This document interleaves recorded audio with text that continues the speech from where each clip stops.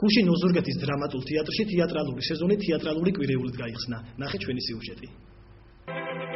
თეატრის შემოქმედებითი დასი და მთელი კოლექტივი ერთგვარ ანგარიშს საზოგადოების წინაშე წლის ყველაზე წარმატებული სულ 6 სპექტაკლით წარადგენს. კვირეულით გახსნილი თეატრალური სეზონი, როგორც გვითხრეს, მხოლოდ ოზურგეთის თეატრმა შეძლო. ისიც კარგა ხნის პაუზის შემდეგ. 14-დან 19 სექტემბრის ჩათვლით მაყურებელს წარმოდგენილი სპექტაკლების ნახვა ყოველდღე 17 საათზე შეიძლება. თეატრსა და მაყურებელს შორის ერთიანი შემოქმედებითი პროცესის შექმნისათვის და კოლექტივთან უფრო აქტიური ურთიერთობისათვის წელს ადმინისტრაციამ ერთი ნოვატორული იდეა შეიმუშავა და სპექტაკლების და მსახიობების შეფასებისთვის მაყურებელში ანკეტური გამოკითხვის პრინციპი დანერგა, რაც საბოლოო ჯამში უკეთესი შემოქმედებითი პროცესების ბერკეტად მიაჩნიათ. სურვილი, შთაბეჭდილება და შენიშვნა, რაც თეატრის ან მსახიობის მიმართ ექნებათ, მაყურებელი ანკეტის თავისუფალ გვერდზე ჩამოაყალიბებს. შემოხაზვით კი ის სახელი და გვარი შემოიხაზება, რომელი მსახიობის ნათამაშებმა როლმა და მსახიობურმა ოსტატობამ განსაკუთრებული სიმპათია დაიმსახურა. ჩვენ იმედი გვაქვს, რომ ჩვენი გულშემატკივრები, ჩვენი თეატრის ერთგული მაყურებლები თავის ნებას გამოხატავენ და დაწესებული გვაქვს ქალის, მამაკაცის საუკეთესო როლის შემსრულებელი კვირეულის, ასევე ეპიზოდური როლებისათვის ქალისა და მამაკაცის და ასევე ერთი პრიზი არის მაყურებელთა სიმპათია და კიდევ ორი პრიზი დააძესა თეატრის მმართველობამ, რომელსაც ჯერ ჩვენ ამბობდა, მაგას კვირეული დამთავრდება შემდეგ ვიტყვით.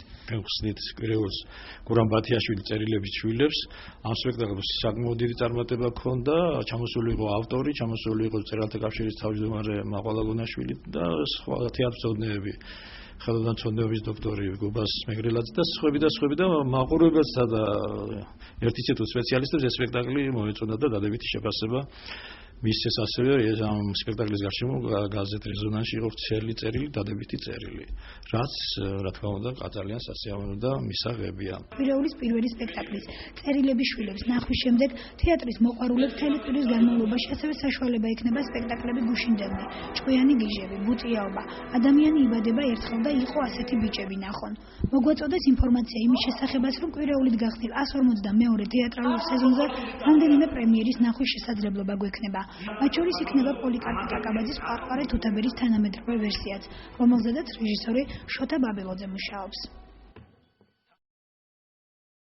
ოზურგეთის მეგობრობის სტადიონზე ადგილობრივმა მერცხალმა ბათუმის დინამოს უმასპინძლა.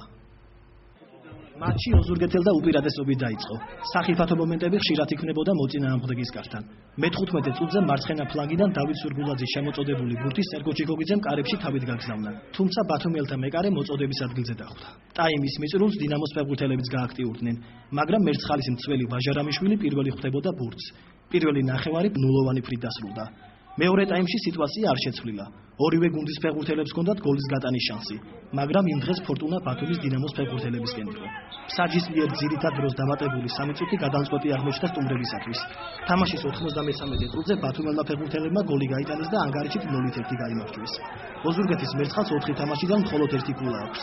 რაც შეეხება შემდეგ მატჩს, ისინი 20 სექტემბერს სტუმრად თბილისის 35 საფეხბურთო კლუბთან გამართავენ. ძალიან კარგი თამაში იყო, მე მგონი გულშემატკივარიც არ უნდა იყოს, გულდაწყვეტილი იმის ხვი რომ თამაში კარგი იყო, მაგრამ შედეგი მაინც გულდასაწყვეტია, რომ ოზურგეთის მერცხალმა ვერ შეძლო სახში 3 გოლის აღება და დაუმარცხეთ ბათუმის დინამოსთან 1-0 და რა ვიცი, გამოსწორდება ალბათ ახალგაზრდული გუნდია. წელს ღებულობს ზოგი მონაწილეობას, ჭკუასელი 16 წლის ბიჭია, როგორ ჩვენურად ჩაერთო თამაშში და რა ვიცი, გამოსწორდება ყველაფერი და გულშემატკივარს ვთხოვ, რომ ჩაიქნევს ჩვენ გუნდზე ხელს და დაუდგეს მხარში და ყველაფერი კარგად იქნება. ეს გახდა ჩვენ ხელთ არსებული ბოლო ინფორმაცია. მე მომავალ შეხვედრამდე გემშვიდობებით. კარგად ბრძანდებოდეთ.